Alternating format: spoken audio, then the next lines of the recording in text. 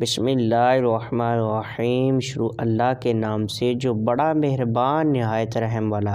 فرمان مصطفیٰ صلی اللہ تعالیٰ علیہ وآلہ وسلم ہے، قیامت کے دن لوگوں میں سب سے زیادہ میرے قریب وہ شخص ہوگا جو سب سے زیادہ مجھ پر درود پاک پڑھتا ہوگا۔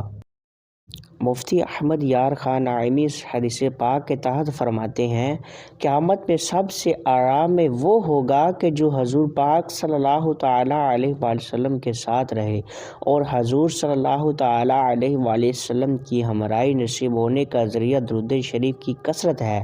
اس حدیث پاک سے معلوم ہوا کہ درود پاک بہترین نیکی ہے، تمام نیکیوں سے جنت ملتی ہے، اور اس سے بزم جنت کے دولہا صلی اللہ تعالیٰ علیہ وآلہ وسلم ملتے ہیں۔ دوستو، آج کی حدیث پاک اور اس طرح کی مزید انٹرسٹنگ معلومات اور دلچسپ معلومات حاصل کرنے کے لیے ہمارے چینل کو سبسکرائب کیجیے گا۔ Thanks for watching. اب ملتے ہیں نیکسٹ ویڈیو میں۔